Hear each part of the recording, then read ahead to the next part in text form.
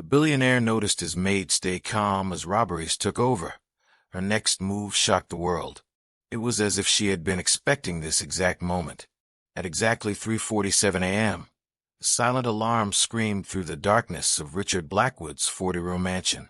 The billionaire CEO jolted awake as red emergency lights flooded his bedroom, casting eerie shadows across walls lined with priceless art. This was the fifth break-in attempt in his exclusive Malibu neighborhood in just 2 weeks. As armed security guards rushed through the corridors and police sirens wailed in the distance, Richard noticed something that made his blood run cold. Standing calmly in the hallway, still holding her feather duster as if nothing had happened, was his maid Margaret Chen. While everyone else in the mansion showed signs of fear and confusion, Margaret appeared completely untroubled by the chaos erupting around her. Her dark eyes held no surprise, no fear, no curiosity about what was happening. But what happened next would haunt Richard for months to come. Before we continue, please share your city in the comment section, and remember to like and subscribe so you don't miss the rest of the story. Now let's continue. Richard had built his fortune creating the world's most advanced security systems, protecting Fortune 500 companies from digital threats worth billions of dollars. His mind was trained to spot patterns, to identify vulnerabilities, to recognize when something was not as it seemed. And right now, every instinct he possessed was screaming that the greatest threat to his empire was not breaking into his home. It was already inside. The crystal chandelier cast dancing shadows across the marble floor of the mansion as Margaret Chen had quietly dusted the antique vases in the main hallway just hours before. For 3 years, she had maintained the same routine in the sprawling estate overlooking the Pacific coast.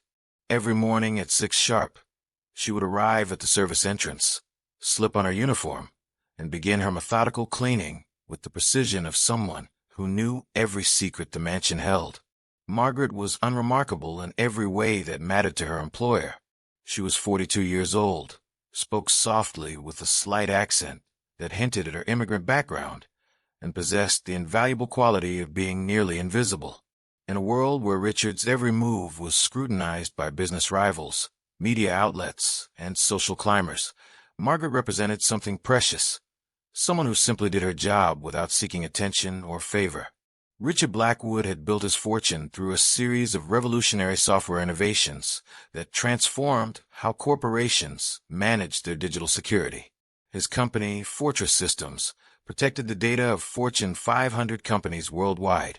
The irony was not lost on him that despite creating impenetrable digital walls for others, his own life had become increasingly vulnerable to very real physical threats.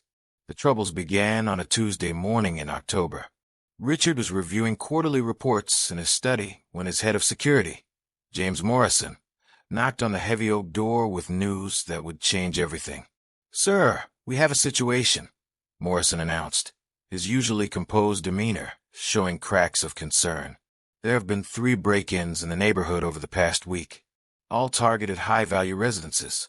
All occurred during daylight hours, when the homeowners were present." Richard set down his coffee cup, suddenly alert. The exclusive Malibu enclave where he lived was supposed to be impenetrable. Private security, gated entrances, and million-dollar alarm systems were standard features of every property. Yet somehow, professional criminals were penetrating these defenses with alarming ease. "What did they take?" Richard asked. "That is what makes this particularly concerning," Morrison replied, consulting his tablet. "They are not interested in jewelry, artwork, or typical high-value items. They appear to be targeting specific documents, computer equipment, and in one case, they spent considerable time in the home office of tech executive David Chen." The name sent a chill through Richard. David Chen was not just a neighbor, but also a direct competitor whose company had recently secured several contracts that Fortress Systems had been pursuing. The proximity felt too calculated to be coincidental. "Double our security presence immediately," Richard ordered. "And I want complete background checks on every staff member who has access to this property." Over the following days, the mansion transformed into something resembling a fortress. Additional security cameras appeared in every corner. Motion sensors were installed throughout the grounds. Armed guards now patrolled the perimeter in shifts around the clock. Yet despite these precautions, Richard noticed something that disturbed him more than any external threat. Margaret seemed entirely unaffected by the heightened security measures. While his chef nervously inquired about the additional guards, while his gardener jumped at sudden noises, and while his personal assistant constantly checked and rechecked the alarm system, Margaret continued her work with the same quiet efficiency she had always displayed. She dusted around the new security equipment without comment. She cleaned the additional coffee cups left by the overnight guards without complaint. When armed personnel requested access to rooms she was cleaning, she simply stepped aside with a polite nod and continued her work elsewhere. At first, Richard attributed her calm demeanor to professionalism. Margaret had always been exceptionally reliable and unflappable. During his divorce proceedings 2 years earlier, when reporters camped outside the gates and photographers used telephoto lenses to capture images through the windows, Margaret had simply drawn the curtains without being asked and continued her duties as if nothing unusual was happening. But as the security situation escalated, Richard began to observe Margaret more carefully. There was something about her behavior that felt not just calm but almost anticipatory, as if she knew something the rest of them did not. The breakthrough came on a Thursday evening. Richard was working late in his study when he heard the soft chime of the security system indicating that someone had entered through the service entrance. According to the digital display, it was Margaret using her access code, but it was nearly midnight. Her shift had ended 8 hours earlier. Richard quietly made his way to the security monitoring room, where he could observe the mansion through dozens of strategically placed cameras. On the screen, he watched Margaret move through the darkened hallways with the confidence of someone who knew every floorboard and doorway by heart. But instead of heading to the cleaning supply closet or any area where she might have legitimate business, she was walking directly toward his private office. Richard felt his pulse quicken as he watched Margaret produce a key from her pocket and unlock his office door. The key was not part of her standard access. His office was secured with a lock that only he and Morrison possessed keys to, or so he had believed. Through the camera feed, Richard observed Margaret settle at his desk and power on his personal computer.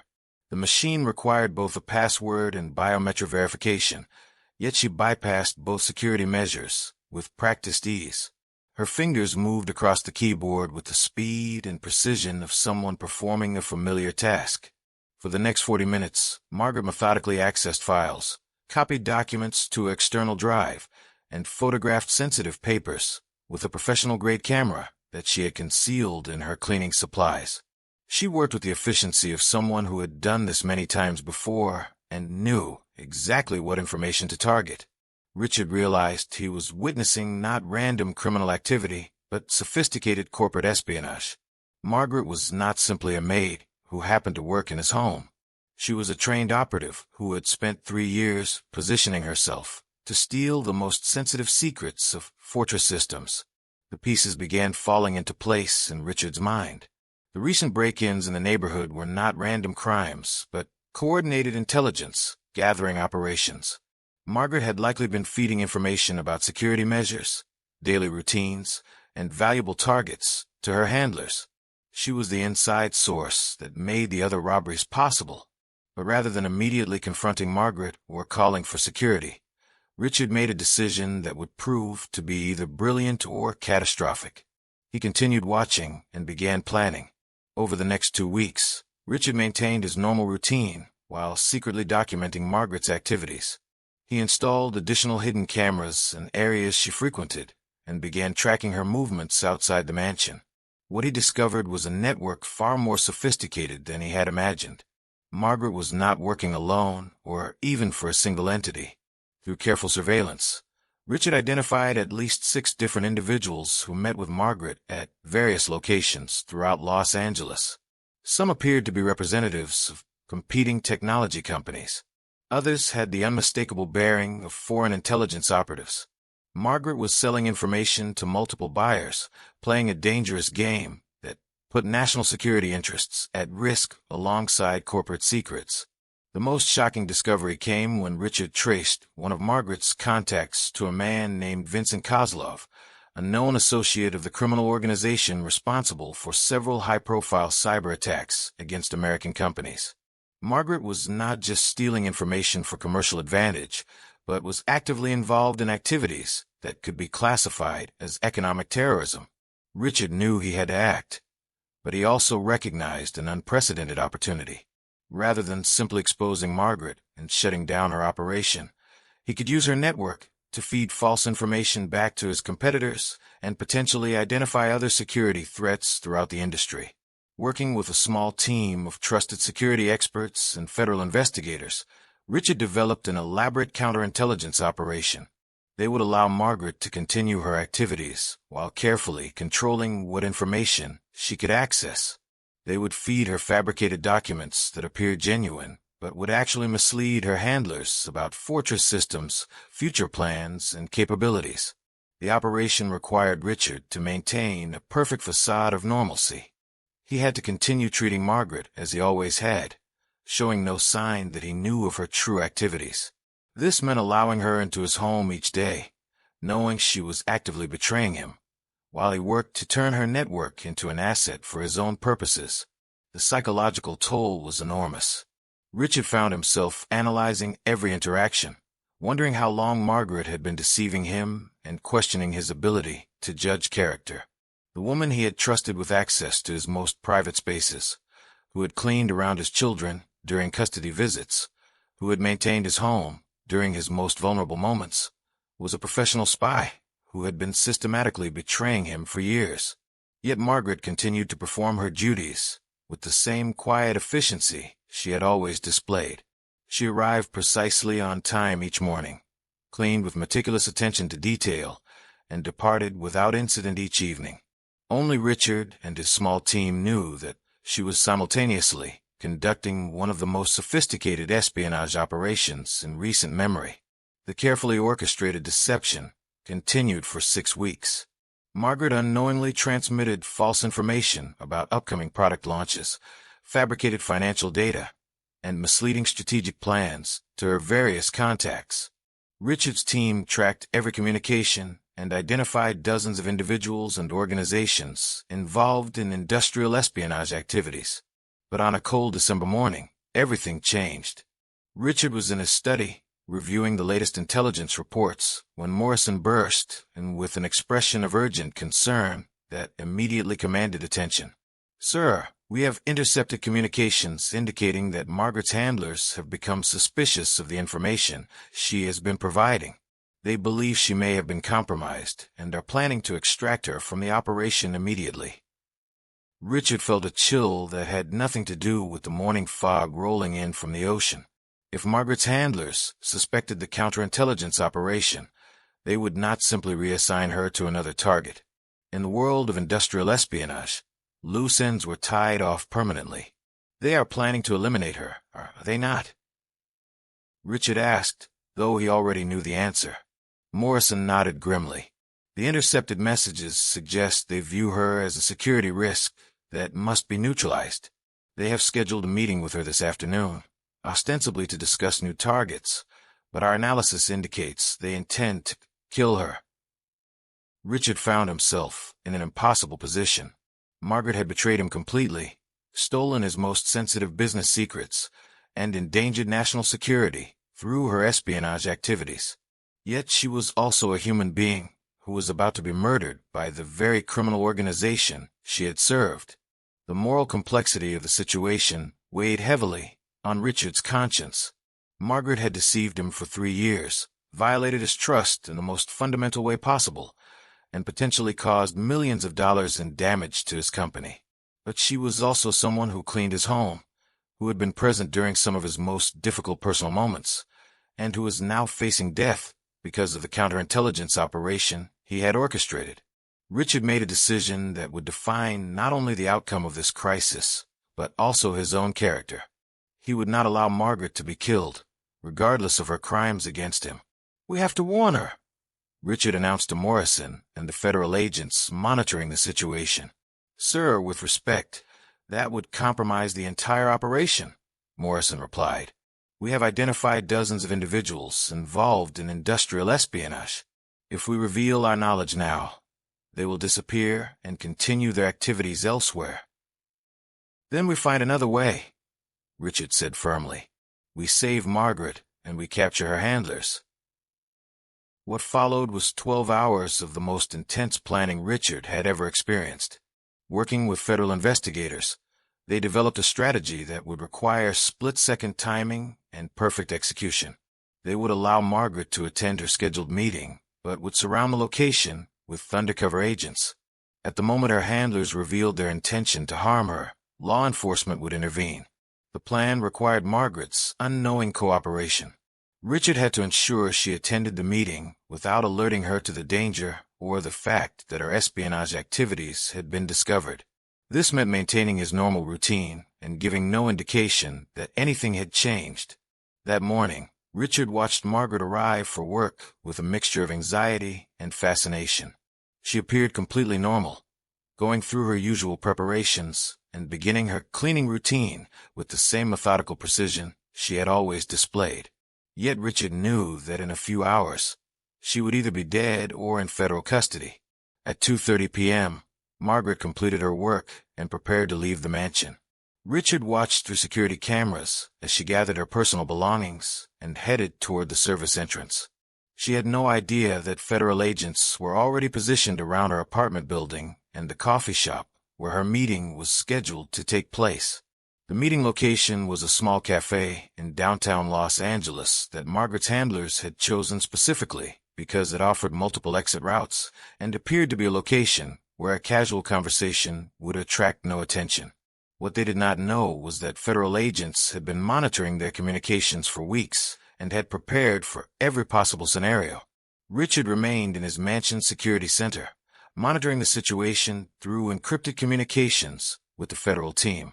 At 4:15 p.m., Margaret arrived at the cafe and took a seat at a corner table.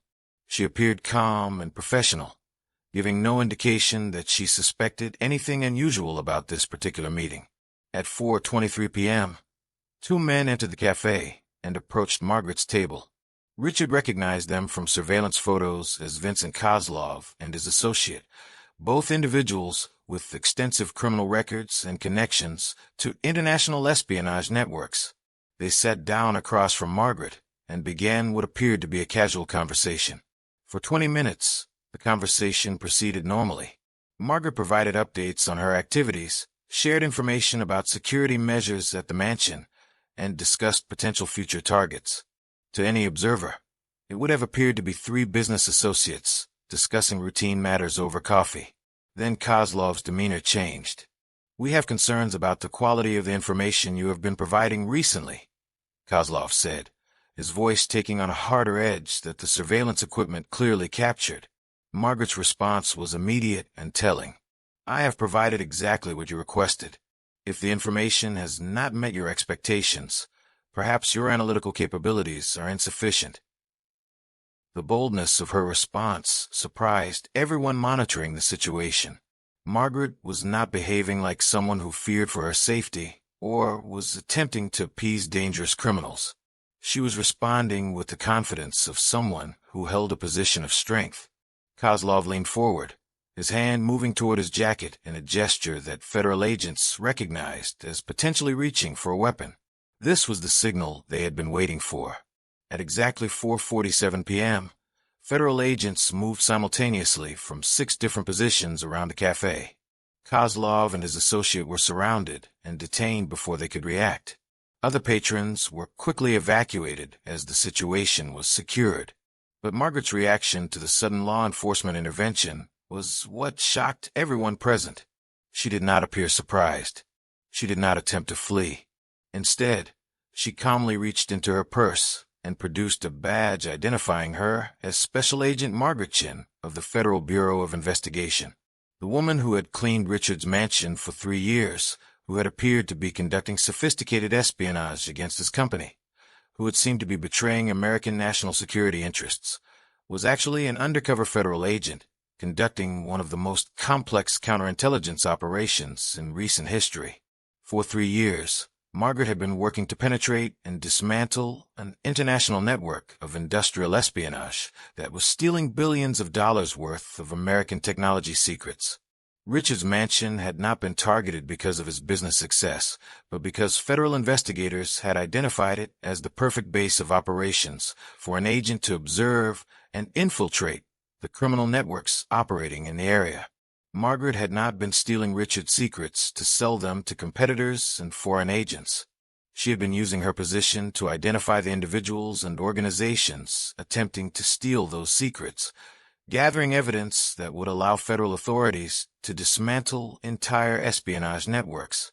The false documents she had transmitted were part of a carefully orchestrated operation to feed disinformation to hostile intelligence services while identifying their agents and methods.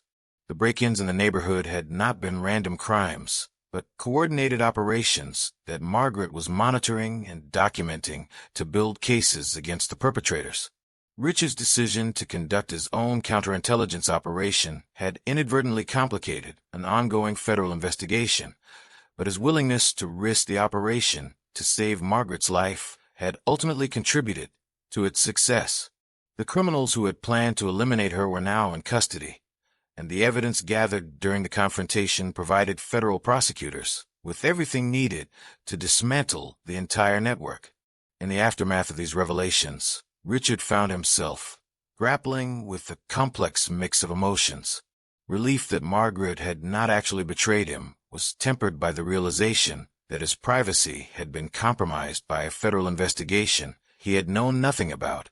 Admiration for Margaret's professionalism and bravery was complicated by the knowledge that their entire relationship had been built on deception, even if that deception served legitimate law enforcement purposes.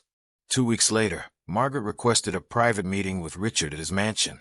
She arrived not in her maid's uniform, but in a professional business suit, carrying herself with the confidence of someone whose true identity no longer needed to remain hidden. "I owe you an explanation and an apology," Margaret began as they sat in Richard's study. "For 3 years, I've violated your privacy and deceived you about my identity.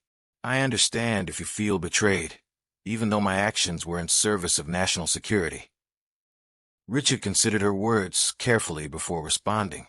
"I have spent my career creating systems to protect people from digital threats they never see coming. I understand the necessity of operating in shadows to protect larger interests. What I struggle with is the personal nature of the deception." Margaret nodded. "I was trained to become invisible, to blend into backgrounds and observe without being noticed. But living in your home, witnessing your private moments, and maintaining that deception every day for 3 years was the most difficult assignment of my career. You deserve to know the truth, but revealing it would have compromised not only my investigation, but also your safety." "My safety?" Richard asked. "The criminal networks we were investigating had already identified you as a potential target long before I began working here. My presence provided protection, as well as intelligence gathering opportunities. There were several occasions when planned operations against your home and company were abandoned because the criminals suspected enhanced security presence." Richard realized that Margaret's role had been even more complex than he had understood. She had not only been gathering intelligence about criminal activities, but had also been actively protecting him from threats he had never known existed. "What happens now?" Richard asked. "The investigation is complete. The criminal network has been dismantled. My assignment here is finished," Margaret replied. "I will be returning to other duties within the Bureau." Richard felt a strange sense of loss. For 3 years, Margaret had been a constant presence in his life, someone he had trusted and relied upon even while remaining largely unaware of her true capabilities and motivations. The revelation that she was a highly trained federal agent rather than simply an exceptional maid did not diminish the fact that she had performed her duties with remarkable skill and dedication. "Would you consider staying?" Richard asked, surprising himself with the question. "Not as an undercover agent, but as head of security for Fortress Systems. Your skills and experience are exactly what we need to protect against the kinds of threats we have been facing." Margaret smiled for the first time since Richard had known her true identity. "I will consider it. After 3 years of pretending to be someone else, the opportunity to be myself while continuing to fight these kinds of threats is appealing.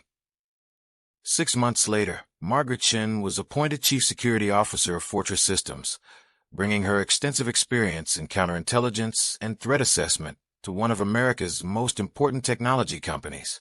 Under her leadership, the company developed revolutionary new approaches to corporate security that combined digital protection with human intelligence gathering. The transformation was remarkable. The quiet, unassuming maid who had cleaned Richard's mansion had become one of the most respected security professionals in the technology industry. Her unique background and proven abilities made her invaluable in protecting not only Fortress Systems, but also their clients from the increasingly sophisticated threats posed by international criminal organizations and hostile intelligence services. Richard often reflected on the lessons learned during those intense months of deception and revelation. He had built his fortune on the premise that the greatest threats came from digital attacks launched by anonymous hackers operating from distant locations. But the most sophisticated threat he had ever faced had walked through his front door each morning, carrying a feather duster and a smile. The experience taught him that in a world of advanced technology and digital warfare, the human element remained the most critical factor in both creating and defending against security threats. No algorithm or firewall could replace the insight, intuition, and dedication of skilled human agents willing to risk their lives to protect others. Margaret's story became a legend within federal law enforcement circles, studied as an example of the patience, skill, and moral courage required for deep undercover operations. Her willingness to maintain her cover for 3 years while building detailed cases against dozens of criminals demonstrated the kind of dedication that made such complex investigations possible.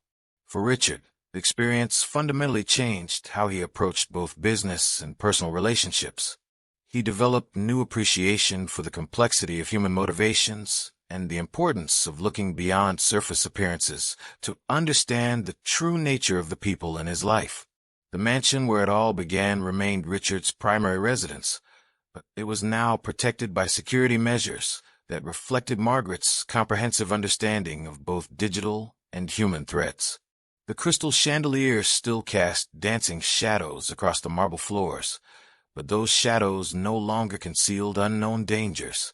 Instead, they served as a reminder that sometimes the most extraordinary heroes disguise themselves as the most ordinary people, quietly performing essential duties while protecting others from threats they will never see coming.